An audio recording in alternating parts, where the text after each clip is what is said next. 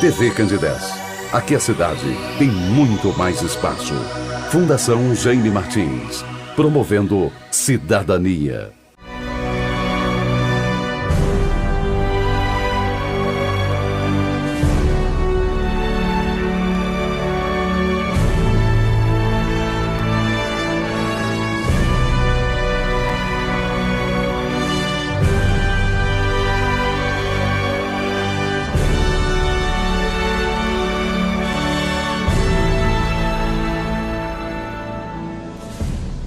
Olá, caros amigos da TV Candidez, é com grande alegria em nossos corações que nós, da AME, Aliança Municipal Espírita de Divinópolis, viemos nesse ano de 2017 apresentar esse novo projeto, o Programa Espírita Nova Era.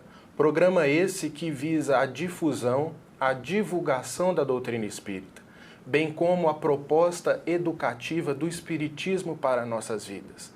Esse programa constituirá em um diálogo entre vários entrevistados que abordarão vários temas que vão desde os princípios básicos do Espiritismo até temas da atualidade vinculados com a doutrina espírita. E no programa de hoje, nós vamos dar esse pontapé inicial conversando um pouco sobre o tema O Novo Espiritualismo.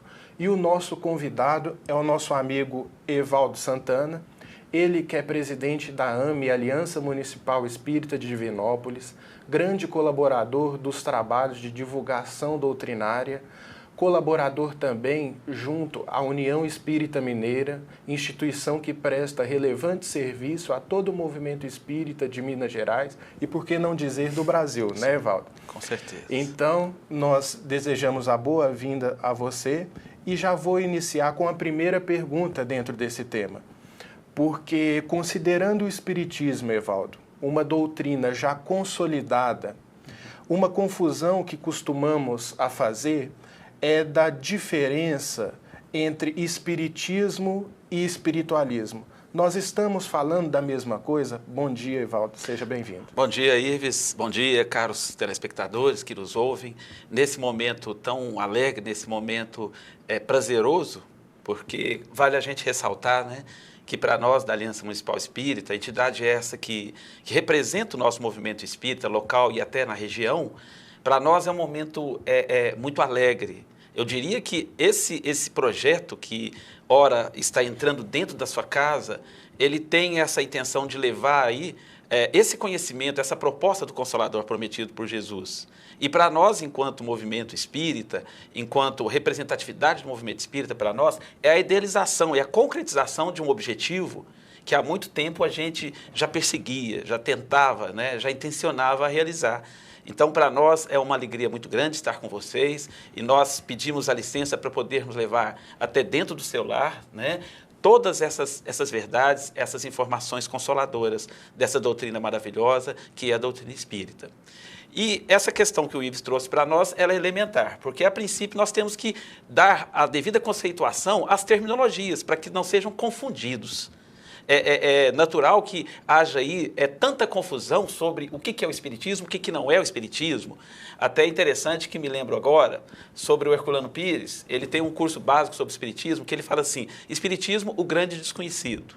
E o Herculano Pires, que é um notável escritor brasileiro, ele destaca sempre que a maioria das pessoas conhecem o Espiritismo pelo que ele não é do que ele é na essência, na realidade.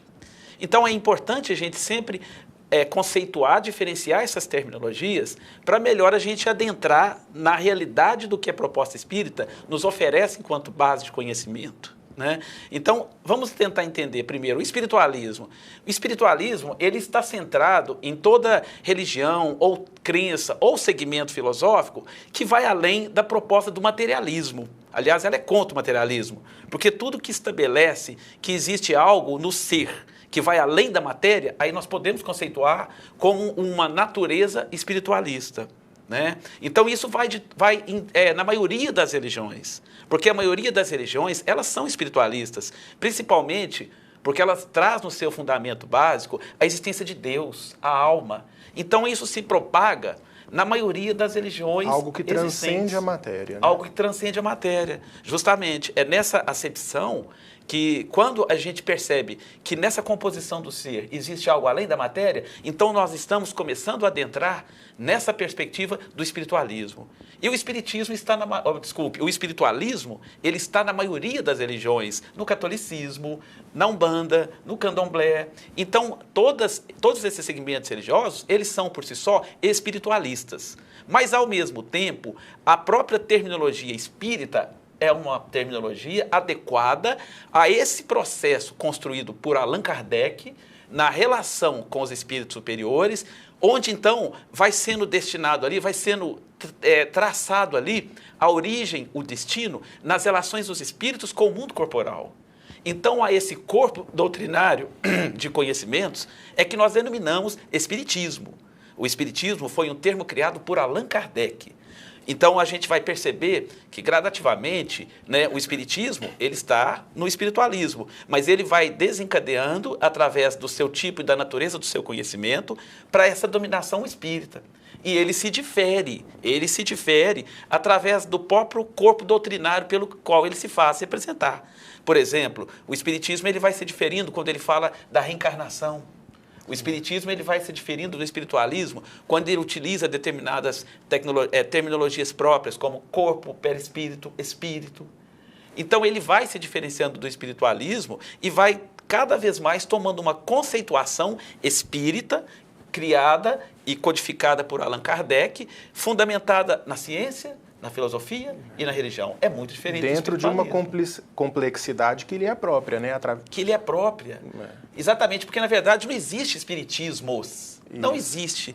Existe espiritismo, codificado por Kardec. Isso sim. Mas não existe outra religião que possa dizer espírita. Não é bem assim. E é justamente dentro dessa perspectiva que nós vamos fazer a segunda pergunta, porque um ponto a ser esclarecido, Evaldo, é justamente esse, para todos os nossos telespectadores também.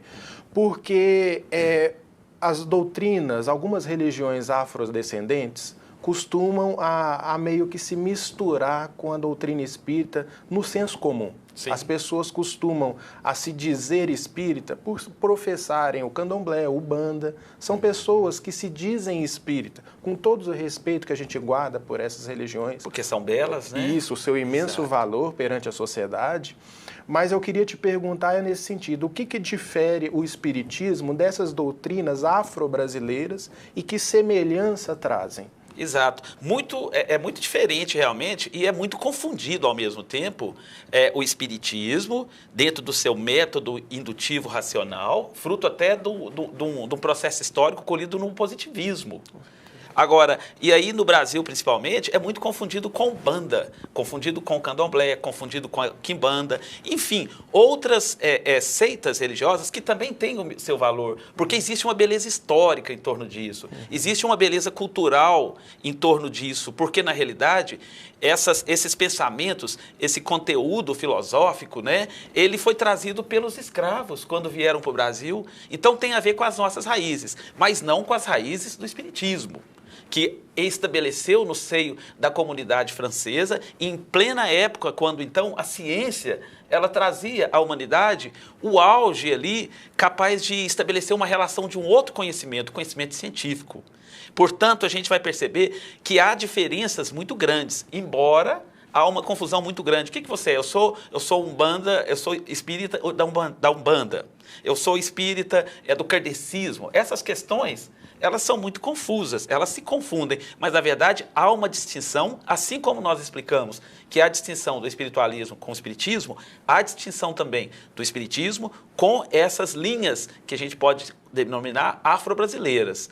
A Umbanda, o Candomblé e outras riquezas culturais e históricas, elas se diferem nos seus rituais, nas suas danças, nas suas músicas, nas suas manifestações místicas. E isso, na realidade, a proposta espírita, ela não traz no seu bojo de conhecimento. É uma doutrina baseada no racionalismo espírita, é uma doutrina fundamentada numa ciência, numa filosofia, numa religião, e ela não tem rituais.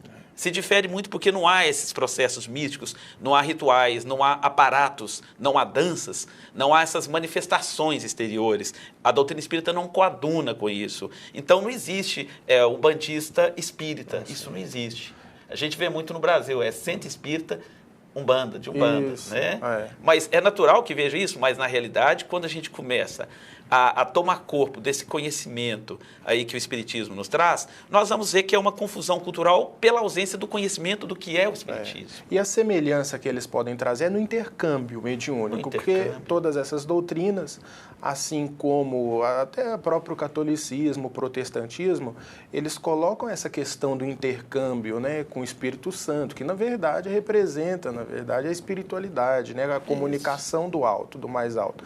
Então, nesse sentido, o Espiritismo se assemelha a essas doutrinas, mas se difere porque, como você bem disse, é uma doutrina filosófica que prima muito pelo conhecimento. Exato. Pela educação do ser. Pela educação do ser, exatamente. E é nesse sentido, então, que a gente vai perceber essa base, essa natureza do conhecimento espírita muito bem solidificada nas obras básicas, né, Ive? Eu digo até assim, pessoalmente eu oriento muito quando a gente vem migrar de outras religiões, que a gente busca estudar o espiritismo, nas obras da codificação, que seria o quê? O Livro dos Espíritos, um tratado filosófico, moral, de grande excelência. Depois a gente vai ter o Livro dos Médiuns, que também é uma base fantástica, uma base científica acerca da mediunidade, do intercâmbio do mundo corporal com o plano extrafísico. Depois a gente vai ter também a Gênese, de Allan Kardec. Depois a gente vai ver Céu e Inferno, Evangelho segundo o Espiritismo, né? Então está ali o Pentateuco, sustentado em bases filosóficas, racionais, e que é interessante, porque não tem hierarquia também.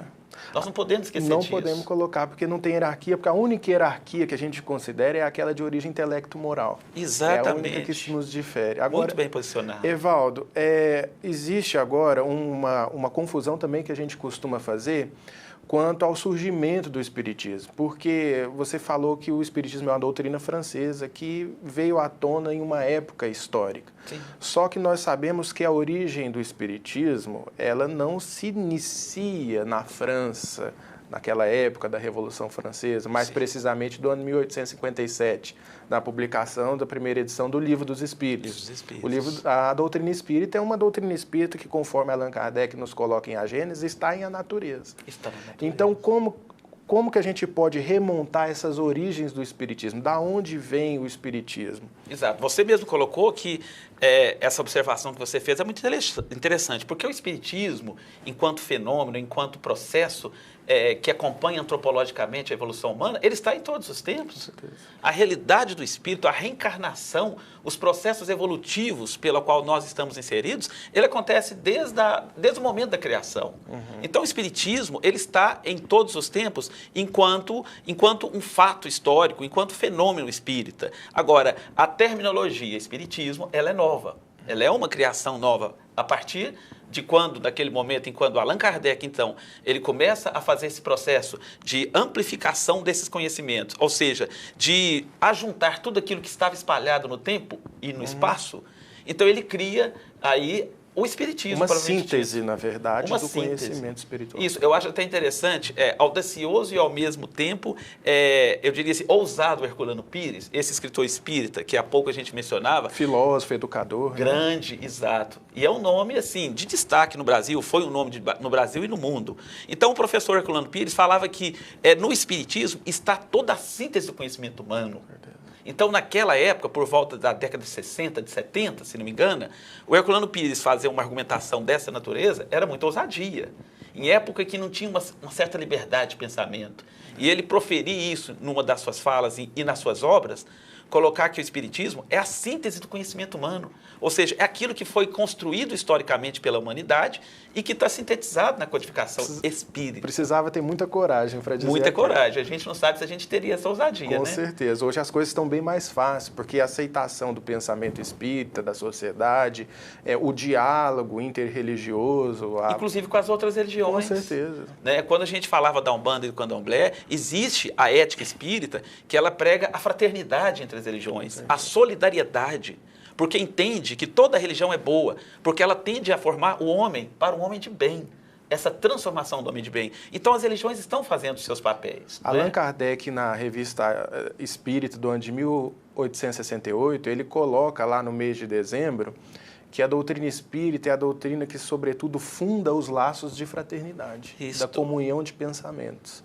É não sobre uma simples convenção, mas sobre as mais sólidas bases, as leis da própria natureza. Então, é as leis da própria natureza que colocam essa interdependência entre nós. Exato. Então, Ives, dentro dessa pergunta que você fez, é interessante porque nos meados, né, do início do século XIX, a gente vai ver o trabalhador, o Kardec, o codificador Allan Kardec, né, cujo nome real era o quê? Hippolyte Léon Denis Rivail. Ele vai fazer um trabalho, ele coloca o pseudônimo Allan Kardec por uma atitude para não personalizar o corpo rico doutrinário da doutrina.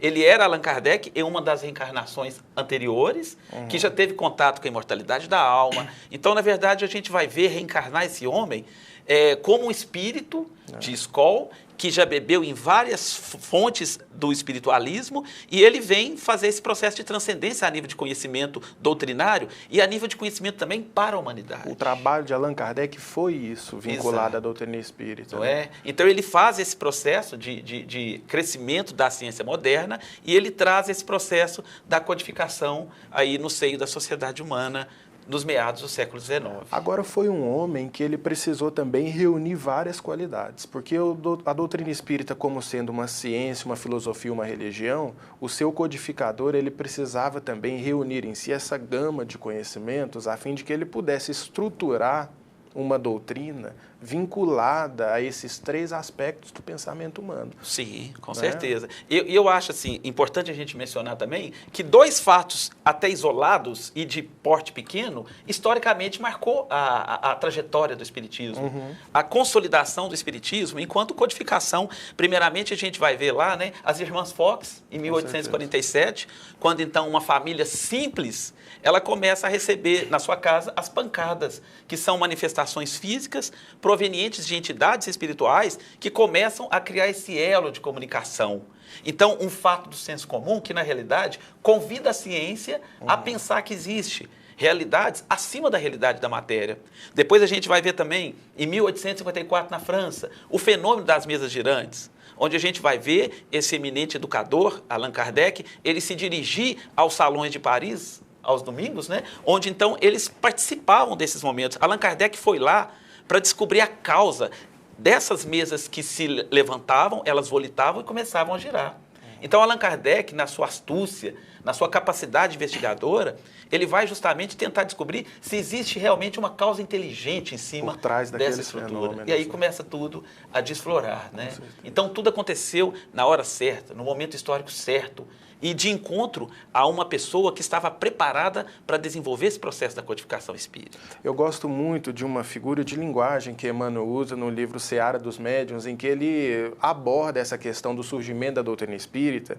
E o benfeitor Emmanuel, ele coloca que a doutrina espírita, na sua consolidação, ela se dividiu em três momentos: o aviso, a chegada e o entendimento. A parte do aviso foi com Swedenborg e Andrew Jackson Davis, que foram grandes missionários que vieram, assim como os profetas vieram anunciar o cristianismo, eles vieram preparar o terreno para um novo conhecimento. Isso. A fase da chegada é justamente esses fenômenos que você está dizendo, que era a espiritualidade tentando chamar a atenção para aquilo, né? E o entendimento foi a missão de Allan Kardec.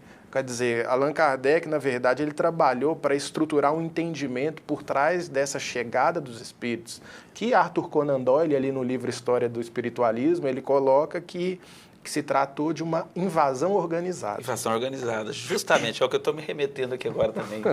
Essa invasão organizada, né, através de uma pleiade de espíritos sobre a égide de Jesus, né, que compôs essa nova estrutura de conhecimento, que tanto bem nos faz, né, Valdo? E essa relação, ela foi sendo corporizada, né, ou corporificada, de uma forma intercontinental. Com certeza. Porque essa invasão organizada foi um processo totalmente planejado pela espiritualidade, com vistas ao progresso humano. Então, os médiuns e a mediunidade foram começando a acontecer em vários continentes, em várias nações diferentes. Então, tudo foi acontecendo de uma forma planejada pela espiritualidade para consolidar nessa proposta da doutrina espírita, já anunciada por Jesus, não é? Anunciada por Jesus. E dentro desse viés, a gente tem uma última pergunta, que é a questão da finalidade da doutrina espírita, porque a gente fez um esboço em rápidas palavras, né, Sim. sobre uma estruturação histórica, sobre alguma distinção que a gente necessária de se ponderar. Agora, a finalidade disso tudo. Então, por que Allan Kardec, por que a espiritualidade movimentou todas essas forças para deixar essa estrutura de conhecimento para nós? Com que fim? Então, na realidade, a gente vai ver todo esse movimento acontecer para que o Consolador prometido por Jesus, né, que é a terceira revelação, ele venha com a finalidade de fazer esse processo de melhoramento progressivo da humanidade, através da mudança do próprio homem. Então, a mudança individual do homem, a transformação do homem velho no homem de bem, vai gradativamente fazer esse processo de transformação social. Porque a gente sabe muito bem, historicamente falando, que a transformação social, ela não acontece coletivamente. Ela acontece a partir da transformação moral do individual para o coletivo. A gente vai ver em obras póstumas, por exemplo, Allan Kardec mostrar um verdadeiro tratado social, quando ele fala que a sociedade, ela só vai ser uma sociedade boa e justa quando os homens que a formarem, eles forem justos e bons. Então, a transformação da sociedade, a transformação, o melhoramento progressivo, a transformação moral, através da mudança do homem para o homem de bem, é uma das principais finalidades da doutrina espírita. E aí a gente já pode até fazer uma relação com a primeira pergunta novamente, através dessa última, porque na questão 799 do Livro dos Espíritos, Allan Kardec pergunta de que maneira o Espiritismo vai poder contribuir para o progresso. Exato. E a espiritualidade responde, destruindo o materialismo. Destruindo o materialismo. Destruindo o materialismo que na verdade existe em nós. É verdade, Né? né? Então, essa destruição do materialismo, ele vai através de uma reforma da nossa percepção da realidade. Né, e muito bem centrado, né, Ives? Porque, na realidade, a gente poderia simbolicamente afirmar que o epicentro da doutrina espírita, ou do espiritismo, está centrado numa performance de um ser que é Jesus. Ali está, na verdade, o guia e modelo para a humanidade apresentado pelo Espírito de Verdade. Sem nenhum tipo de dúvida, quando no Livro dos Espíritos essa questão vem à baila. Não é? Então, nós temos ali esse modelo de ser humano, esse modelo de espírito reencarnado, um espírito puro, que desfruta do nível de evolução construído a partir de seus próprios esforços. Então, ele é o modelo e guia da humanidade. E para os espíritas também, a nossa concepção, a nossa mudança comportamental gira em torno das virtudes que esse ser traz para nós e para a sociedade humana. Com certeza. O nosso diálogo está muito bom. Eu gostaria de agradecer, a gente chega, né, ao final do programa, gostaria de agradecer, Evaldo, a sua presença, a sua colaboração, tá certo? Agradecendo também a audiência de todos os nossos telespectadores, lembrando que a semana que vem, terça-feira, nesse mesmo horário, das 7 às 7h30, nós estaremos aqui com um novo tema, sempre abordando e fazendo desse momento uma sala de aula, através da qual a gente vai ponderar assuntos pertinentes à doutrina espírita.